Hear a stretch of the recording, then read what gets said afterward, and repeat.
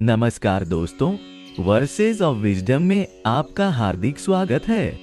आज हम श्रीमद् भागवत पुराण के प्रथम स्कंद के तृतीय अध्याय का अध्ययन करेंगे, जिसमें भगवान कृष्ण के अवतारों का वर्णन है। यह अध्याय हमें सिखाता है कि कैसे परमात्मा विभिन्न रूपों में इस संसार में अवतरित होते हैं, धर्म की रक्षा और अधर्म का नाश करने के लिए। प्राचीन काल में जब ऋषि मुनि एकत्र हुए, तब महर्षि सूत ने भगवान विष्णु के अवतारों की कथा सुनाने का संकल्प लिया। उन्होंने कहा, हे ज्ञान के पिपासुओं, आज मैं आपको उस परम सत्य के बारे में बताऊंगा जिसने इस विश्व की रक्षा के लिए विभिन्न रूपों में अवतार लिया है। महर्षि सूत ने आगे कहा, सृष्टि के आरंभ में जब ब्रह्मा जी का जन्म हुआ, तब भगवान विष्णु ने अपने पहले अवतार के रूप में पुरुष अवतार धारण किया।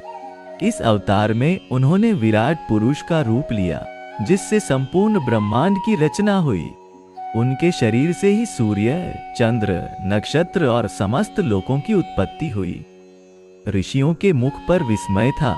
महर्षि ने बताया, द्वितीय अवतार वराह के रूप में हुआ। जब हिरण्याक्ष नामक असुर ने पृथ्वी को रसातल में डुबो दिया, तब भगवान ने वराह का रूप धारण किया। अपने विशाल दंतों पर पृथ्वी को धारण कर वे 7 समुद्रों को पार करके उसे ऊपर लाए। उनके दिव्य स्पर्श से पृथ्वी पुनः हरी भरी हो गई। एक युवा ऋषि ने पूछा, गुरुदेव, क्या आप हमें नरसिंह अवतार के बारे में बता सकते हैं? महर्षि मुस्कुराए। हिरण्यकशिपु नामक असुर ने कठोर तपस्या करके वरदान प्राप्त किया था कि उसे न कोई मनुष्य, न कोई पशु, न दिन में, न रात में, न अंदर बाहर मार सकता था। अपने आप को अजय समझकर वह प्रहलाद नामक अपने पुत्र को, जो विष्णु का परम भक्त था, सताने लगा। महर्षि ने आगे कहा, जब हिरण्यकशिपु ने क्रोध में एक स्तंभ को चुनौती दी, तब संध्या काल में न दिन न रात स्तंभ से नरसिंह रूप में भगवान प्रकट हुए। उन्होंने अपने नाखूनों से हिरण्यकशिपु का वध किया और प्रहलाद की रक्षा की। इस प्रकार भगवान ने दिखाया कि भक्ति के सामने कोई भी शक्ति टिक नहीं सकती। सभा में गहरी शांति छा गई। महर्षि ने धीरे से कहा, चतुर्थ अवतार नारद और पंचम अवतार कपिल के रूप में हुआ। नारद ने संगीत और ज्ञान का प्रसार किया, जबकि कपिल ने अपनी माता देवहूति को सांख्य दर्शन का ज्ञान देकर मोक्ष का मार्ग दिखाया। महर्षि ने आगे बताया, षष्ठम अवतार दत्तात्रेय के रूप में हुआ, जो त्रिदेवों का संयुक्त अवतार माना जाता है। उन्होंने अपने 24 गुरुओं से सीखकर मानवता को सिखाया कि प्रकृति के हर तत्व से ज्ञान प्राप्त किया जा सकता है। एक वृद्ध ऋषि ने पूछा, और यज्ञ अवतार के बारे में क्या कहेंगे? महर्षि ने उत्तर दिया, सप्तम अवतार यज्ञ के रूप में हुआ। जब दक्ष प्रजापति ने यज्ञ किया, तब भगवान विष्णु स्वयं यज्ञ पुरुष बनकर प्रकट हुए। उन्होंने यज्ञ की महिमा और नियमों का ज्ञान दिया, जिससे मनुष्य और देवता दोनों का कल्याण हो सके। महर्षि ने अपनी आंखें बंद करके कहा, अष्टम अवतार ऋषभदेव के रूप में हुआ। वे नाभि और मेरुदेवी के पुत्र थे। उन्होंने अपने 100 पुत्रों को धर्म का मार्ग दिखाया और स्वयं जड़भरत बनकर आत्मज्ञान का प्रचार किया। उनके द्वारा सिखाया गया योग मार्ग आज भी साधकों के लिए प्रेरणा है। महर्षि ने आगे कहा, नवम अवतार पृथु के रूप में हुआ। जब वैन राजा के अत्याचारों से पृथ्वी दुखी थी, तब पृथु ने अवतार लेकर पृथ्वी को गाय के रूप में धोकर उसके सारे रत्न और अन्न निकाले। इसीलिए पृथ्वी का नाम पृथ्वी पड़ा। एक युवा साधक ने जिज्ञासा व्यक्त की और मत्स्य अवतार के बारे में महर्षि ने उत्तर दिया, दशम अवतार मत्स्य के रूप में हुआ। जब प्रलय के समय सारा संसार जलमग्न हो गया, तब भगवान ने मत्स्य रूप धारण करके सत्यव्रत मनु की नाव को अपने सींग पर बांधकर सुरक्षित स्थान पर पहुंचाया। उन्होंने वेदों की रक्षा की और मनु को नई सृष्टि के लिए ज्ञान दिया। महर्षि ने गंभीरता से कहा, एकादश अवतार कूर्म कछुआ के रूप में हुआ। जब देवता और असुर समुद्र मंथन कर रहे थे, तब मंदराचल पर्वत को स्थिर रखने के लिए भगवान ने कछुए का रूप धारण किया। उनकी पीठ पर पर्वत टिका रहा और अमृत निकला, जिससे देवताओं ने अमृतत्व प्राप्त किया। महर्षि ने आगे बताया, द्वादश अवतार धन्वंतरी के रूप में हुआ, जो आयुर्वेद के जनक माने जाते हैं। समुद्र मंथन के समय वे अमृत कलश लेकर प्रकट हुए और मानवता को स्वास्थ्य का ज्ञान दिया।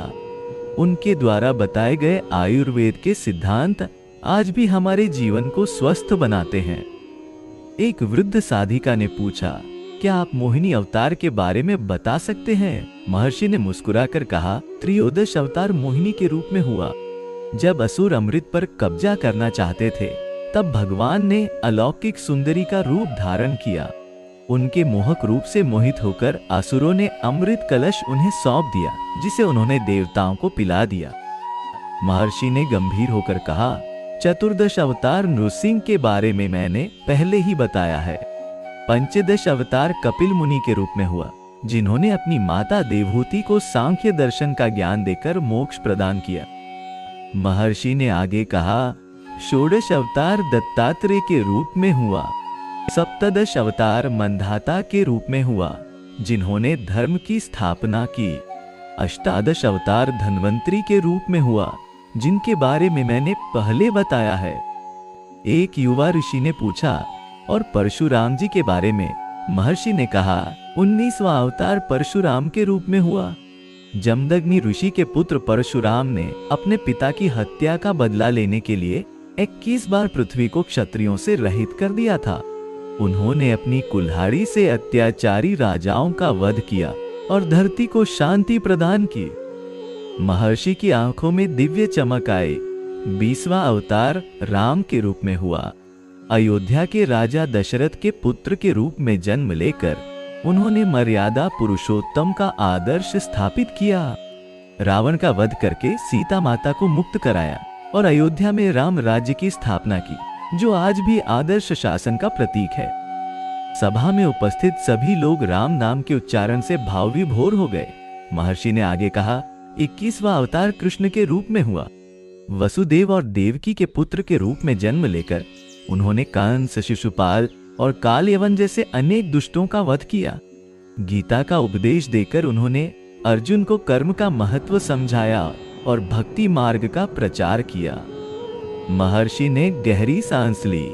22वां अवतार बुद्ध के रूप में हुआ। जब वेदों की गलत व्याख्या होने लगी और पशु बलि बढ़ने लगी, तब भगवान ने बुद्ध रूप धारण करके अहिंसा का संदेश दिया। उन्होंने मानवता को करुणा, दया और शांति का मार्ग दिखाया। महर्षि ने आगे कहा, 23वां अवतार बलराम के रूप में हुआ, जो कृष्ण के बड़े भाई थे। उन्होंने हल चलाकर धरती को समतल किया और दुष्टों का संहार किया। वे शेषनाग के अवतार माने जाते हैं, जो विष्णु जी के शैया हैं। अंत में महर्षि ने अपनी आंखें बंद करके कहा, 24वां और अंतिम अवतार कल्कि के रूप में होगा, जो अभी आना बाकी है। कलयुग के अंत में जब अधर्म अपनी चरम सीमा पर होगा, तब भगवान श्वेत अश्व पर सवार होकर प्रकट होंगे। उनके हाथ में ज्वलंत तलवार होगी, जिससे वे पापियों का संहार करेंगे और सतयुग की पुनः स्थापना करेंगे।